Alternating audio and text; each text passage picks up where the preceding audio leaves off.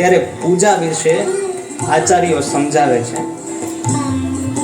એમાંથી ખૂબ સુંદર મજાની વાત કરી કે એક વાણિયો એ એક મહાત્મા પાસે ગયો. સાધુ મહાત્માને પૂછે છે, આમ તો વૈષ્ણવ હતો વાણિયો, પણ વાણિયો એટલે કંજૂસ પણ શેઠ હતો. એટલે મહાત્માને પૂછે છે કે કલ્યાણ કેવી રીતે થાય, ભગવાનની પ્રાપ્તિ કેવી રીતે થાય, ભગવદ પ્રાપ્તિ થાય એવો કોઈ ઉપાય હોય તો કયો, પણ એમાં કઈ પૈસાનો ખર્ચો ન થવો જોઈએ. પૈસા વગર ભગવાન મળે તો એવો કોઈ ઉપાય હોય તો કયો. ત્યારે મહાત્માજીએ ખૂબ સુંદર જવાબ આપ્યો. મહાત્મા તો બધા ઉપર કરુણા કરતા હોય એટલે કીધું કે પૈસા વગર ભગવાનને મેળવવા હોય તો તું રોજ માનસી પૂજા કર. ભગવાન માનસી પૂજાનું મહત્વ અહીંયા બતાવ્યું. તો કે એમાં શું વિધિ હોય, શું કરવાનું હોય? તો કે પ્રાતઃ કાળે બ્રહ્મ મુહૂર્તમાં ઉઠવાનું. બ્રહ્મ મુહૂર્તમાં ઉઠી અને શુદ્ધ આસન દર્ભનું પાથરી એના ઉપર બેસી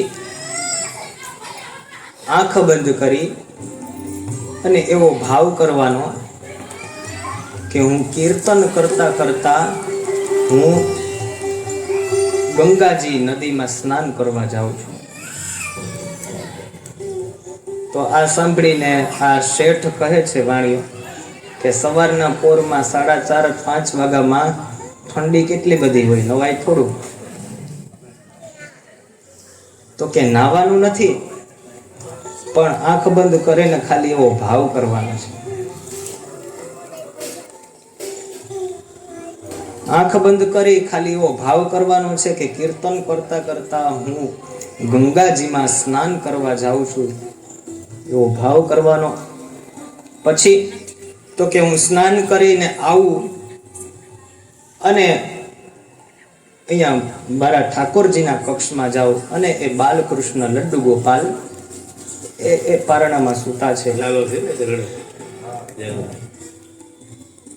લાલા સૂતા છે,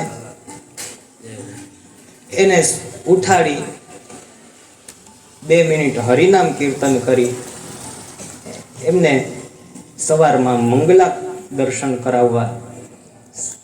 અને બાળક ઉઠે ને એટલે એને ભૂખ લાગે તો સૌથી પહેલા ભોગ ધરવો અને ભોગમાં દૂધ બનાવવું. બીજું કંઈ જાજુ લઈ આવવાનું નથી, ખાલી ભાવ કરવાનો છે કે લાલાને દૂધનું નૈવેદ્ય ધર્યું છે, ભોગ ધર્યો છે, અને લાલા એનું પાન કરે છે. પછી ભોગ ધરી લાલાને સ્નાન આદિ કરાવી, આરતી કરી અને આ પૂજા કરવી. અને પૂજા પૂરી થાય પછી હરિનામ કીર્તન કરવું અને પછી કંઈ વાત હોય તો એ લાલા સામે કરવી. આવી રીતના રોજ અડધી કલાક પૂજા કરવાની. અને વાણિયાને ખૂબ શ્રદ્ધા વિશ્વાસ નિત્ય આ પ્રયોગ કરે. 1 વર્ષ 2 વર્ષ સુધી કર્યું એટલે પોતાનું અંતઃકરણ શુદ્ધ થયું, અંદર સાત્વિકતા જાગી, ખૂબ સારા વિચારો આવે. અને 12 વર્ષ સુધી આ ક્રિયા કરી એટલે સિદ્ધ થઈ ગયું. 12 વર્ષ સુધી તમે કોઈ પણ કર્મ કરો એટલે એ સિદ્ધ થઈ જાય.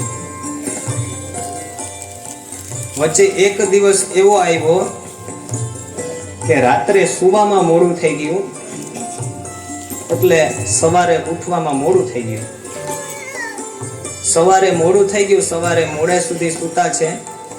તો આ વાણિયાને અનુભવ થાય છે કે મારા લાલાને ભૂખ લાગી છે, લાલાને મેં ભોજન નથી કરાવ્યું, લાલાને મેં કંઈ ખવડાવ્યું નથી, પીવડાવ્યું નથી.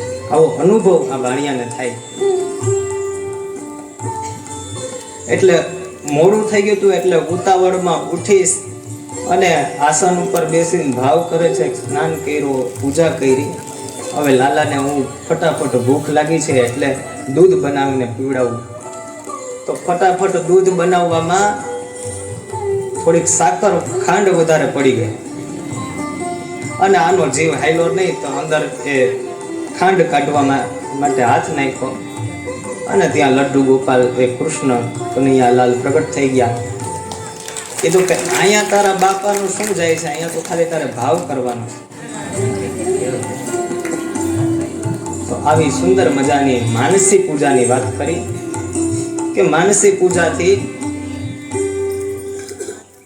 મન શુદ્ધ થાય. ઘણી વખત આપણે પૂજન કરતા હોઈએ લાલાનું, પણ ધ્યાન આપણું સંસારમાં હોય. તનથી ગમે એટલી પૂજા કરીએ પણ મન જ્યાં સુધી પરમાત્માના ચરણોમાં ન લાગે, મનથી પરમાત્માનું સ્મરણ ન થાય તો એ પૂજા એનું કોઈ ફળ નથી. આપણે મહાત્મ્યમાં પણ ચર્ચા કરી ગયા ને, 2-3 વાર આ લગભગ વાત આવી ગઈ. સવે પુંસામ પરો ધર્મો યતો ભક્તિ રથોક્ષજે. શ્રેષ્ઠ ધર્મ એ જ છે કે કૃષ્ણની પ્રાપ્તિ કરાવે. અને જો એ આપણે વર્ષોથી એ સ્વરૂપની સેવા કરતા હોય છતાંય એ સ્વરૂપમાં પ્રીતિ ન થાય તો એવું પણ કીધું કે શરમ એવ હિ કેવલમ. એ તમારો શરમ જ છે, એ માત્ર તમારી ક્રિયા છે. એનાથી ભગવાન પ્રસન્ન નથી થતા. તો આવી દિવ્ય માનસી પૂજાનું મહત્વ કહી અને ભગવાનના નામનો જયઘોષ કરી અને 2 મિનિટ હરિનામ કીર્તન કરી અને આ કથાને આજે આપણે દુધેશ્વર મહાદેવના ચરણોમાં સમર્પિત કરીએ. આવો ભગવાનનો જયઘોષ અને ભગવાન નામ કીર્તન કરી આરતી કરીએ. શ્રી દ્વારિકાધીશ કી જય. હરિ શરણમ હરિ શરણમ હરિ શરણમ શ્રી હરિ શરણમ હરિ શરણમ હરિ શરણમ શ્રી હરિ શરણમ હરિ શરણમ હરિ શરણમ હરિ શરણમ શ્રી હરિ શરણમ હરિ શરણમ શ્રી હરિ શરણમ હરિ શરણમ હરિ શરણમ